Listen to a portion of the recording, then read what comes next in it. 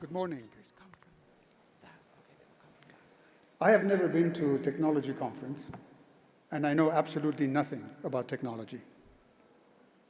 But I'm still very excited to be here today because I don't really view this as a technology event or a business conference.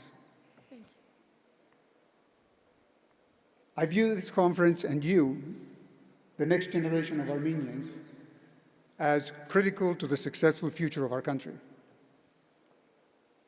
Because entrepreneurship and innovation are the keys to a bright future for Armenia, I think that venture capital, especially in technology, is the match that would like to fire and turn Armenia into an idea factory. When I see a group like this, I see an obsession with learning and a can-do attitude that makes me very optimistic about the future of our country. I see a startup culture in a young, smart, and hungry generation with intellect and with an attitude that is far superior to my generation of Armenians. Actually, I think that my generation of Armenians was quite disappointing. So it's really very exciting to me that you, the next generation, is so different than mine. But here's my problem. When Alec asked me to speak at a technology conference, I told him right away that I know absolutely nothing about technology. And he said, well, you can talk about whatever you want. So really the only qualification for me to speak to you today is that I gained some experience making many, many mistakes in my career. You know, they say that good judgment comes from experience, and experience comes from bad judgment. So while I was gaining experience exercising a lot of bad judgment, I got lucky that I met Kirk Kerkorian, and then I got even luckier when he asked me to work for him. It started with me doing some tax planning for him, and then buying and selling companies, then running MGM Resorts in Las Vegas, and finally running the MGM Motion Picture Studio in Los Angeles. And I learned some great lessons along the way, both business lessons and life lessons. The business lessons were very valuable, but the life lessons were priceless. Of course, there's no time to mention all of them, so I just picked a few. Let's start with some of the life lessons. I learned from him that character matters. Character is who you are. Character is what you do when nobody's watching. And Kirk had plenty of character. Once he asked me to sell the Desert Inn Hotel on the Las Vegas Strip, and Howard Hughes, his right-hand man, introduced me to a Japanese group. I met with them, we negotiated and agreed on the price, and we were going to get together the following week and start documenting the transaction. A few hours later, I get a call from a Fortune 500 company offering several million more dollars, much bigger money. So I called Kirk and I explained the situation to him. And he said, did you give your word to the Japanese? I said, well, we don't have anything in writing. And he said, I didn't ask you if you have anything in writing. Did you give your word to the Japanese? I said, well, I suppose I did. And he said, then why are you calling me? So the moral of the story is that his reputation was not for sale at any price, no matter how high the offer was. As you all probably know, Kirk was a very charitable person. In addition to what he donated during his lifetime, 100% of his estate went to charity. And I learned a couple of lessons from him about charity. The first lesson is that charity is a one-way street. You must give without expecting or receiving anything in return. When I was still very young and didn't know that you don't ask stupid questions when you're talking to Kirk Kerkorian, I asked him one day, I said, you know, Kirk, you give so much money and people want to recognize you and name buildings after you, you know, why don't you ever accept that? And he said, because if I get any recognition in return, it's no longer charity. It's a transaction. The second thing that I learned from him about charity is that the donation must be big enough to make a difference. It was much, much tougher for me to ask him for $50,000, let's say, for a research project, than to ask him for 20 million or 50 million for education or healthcare, or to build homes in Gyumri after the earthquake. His first question to me was always the same. Are you sure that's enough? So to catch his interest, it had to be big, it had to be meaningful, and it had to make a difference. He didn't like fiddling in the margins by doing a little thing here and another little thing there. And as you will see later, that same theory applies to his business acumen. Excuse me. I also learned from him that time is worth more than money. He would call me at night and say, how much money do I have to pay so I don't have to show up to the deposition tomorrow morning? Or he would settle a case that we were going to win. And I would say to him, Kirk, why are you paying millions and millions of dollars to settle a case that we're going to win? And he said, because I don't want to spend the next 5 years of my life in depositions and talking to lawyers and going to court. He said, time is worth more than money. It didn't make sense to me at the time, but now I'm old enough to understand it. Finally, I learned from him the importance of being humble. While I was at MGM Studios for 6 years, we produced approximately 150 movies. And Kirk could have come to the screening room at the theater, at the studio, and watched any of those films for free. Oh, thank you. Thank you. But instead, he never came once. He went to the theater like everybody else on Saturday night. He stood in line, he bought a ticket, and he saw the movies that he owned himself. So the moral of the story is don't use your power for something insignificant. It makes you look small.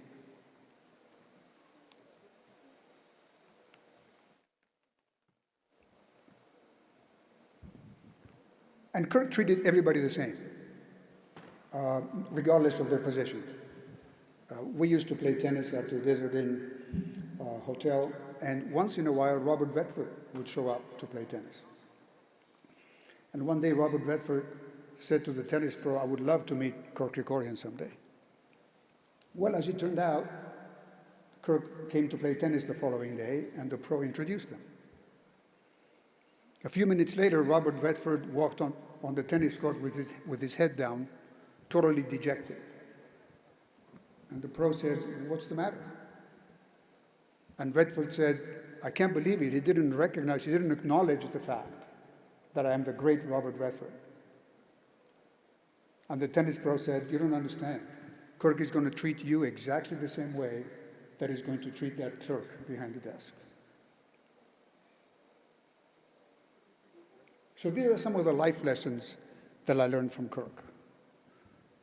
Clearly, the power of moral example can be much greater than the power of money. Now for the business lessons. The first thing that he taught me when I started working for him is never to take advice from a lawyer. Business advice from a lawyer. It looks like I've insulted some lawyers in the audience. I apologize. He said, understand the law, but make your own business decisions. But very importantly, I learned from him the difference between System 1 and System 2 thinking. Let me explain. This is from a book called Thinking Fast and Slow by psychologist Daniel Kahneman. Briefly, System 1 thinking is fast, instinctive, emotional, and unconscious. An issue comes up, and you react and you make a decision right away. Now, system two thinking, on the other hand, is slow, deliberate, very calculating, logical, and very conscious. An issue comes up, and you take your time, even days if necessary, to consider all possible outcomes before making a decision. Now, as you can imagine, system one thinking can result in making a lot of mistakes. I know because I made more than my fair share of bad decisions using system one thinking. I wish I had known about this book earlier, but now I understand why I made so many bad business decisions. Or I wish that I had met Kirk earlier, because decades, many decades before this book was written, Kirk had already mastered system two thinking. Of course, he didn't even know that the book exists. But this is why he saw every angle of an issue and saw how a particular decision would impact everything else and everyone else. And this is why he could see around corners. He would spend a lot of time thinking deliberately and with focus. And I would always wonder how it was possible that he always came up with the right answer. We would have a meeting to discuss an issue, and it would usually end with him saying, let's sleep on it and discuss it again tomorrow. And it was amazing how much more clearly we saw things the next day. Many times, I would wonder why he made a certain decision that seemed totally crazy to me at the time. And then, a few months later, it would be clear to me that he made the only possible correct decision. I lost count of how many times I felt silly not being able to figure it out myself, but then again, I was up against Kirk Kerkorian. Many years before I started working for him, Kirk was involved in a major negotiation. I guess all of his negotiations were major. And he had to make a decision, a very meaningful decision on the spot. He excused himself from the meeting, went down the elevator, walked around the block 3 times, came back, and gave his decision. System 2 thinking. So he taught me to focus, to not try to do everything, to do very few things, but to do them very well, and not to rush a decision. The warning to the new generation is that multitasking is totally overrated. Laser-like focus is a huge competitive advantage, especially if you want to use system 2 thinking. I learned from him never to take the last dollar off the table in a negotiation. Excuse me. When I asked him why, he said, because you'll be seeing all these people again in your life.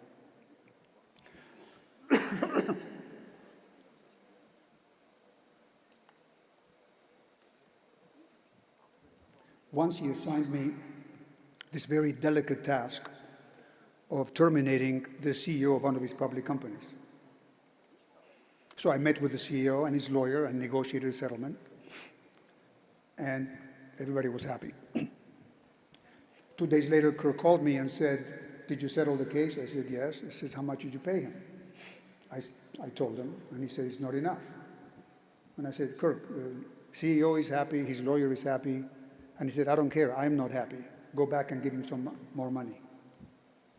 So I did. I also learned that you must be confident and go big, or don't do it at all. And Kirk had plenty of confidence. Again, in one of those early times when I was young and naive and didn't know not to ask stupid questions, we were walking to lunch one day, and I said, Kirk, you know, it's sort of conventional wisdom, and they teach you in school that you have to diversify your investments. Yet I see that your entire net worth is tied up in 2 companies. And without missing a step or a beat, he said to me, Alex, diversification is for people who are not sure about what they're doing. I wish I had that kind of confidence. But the ultimate story of Kirk's confidence is when he was up against Howard Hughes. In the late 60s, Kirk was building the International Hotel in Las Vegas, which at the time was the largest hotel in the world. Howard Hughes owned seven other properties on the Strip, and he didn't want Kirk building it.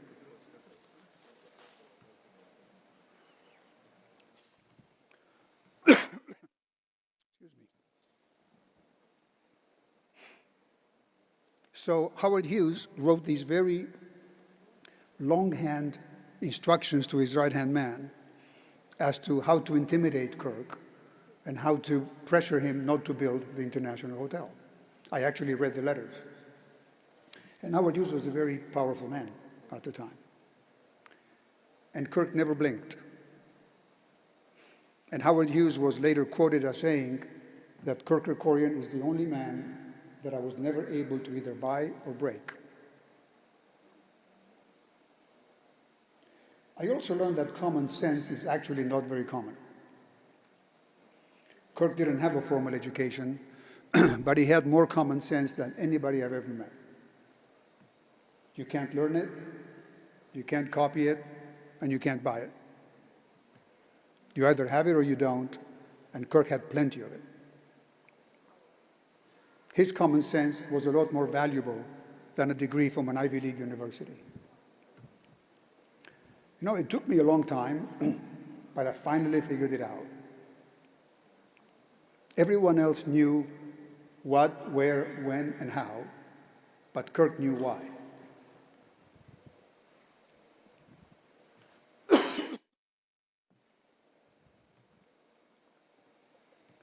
That's when I realized that the world is full of people who know everything but understand nothing. I learned that the most important question in business is why. If you know how, you'll always have a job. But if you know why, you will be the boss. Finally, the words, "I don't know" or "I'm not sure" were never acceptable answers to a Kirk Kerkorian question.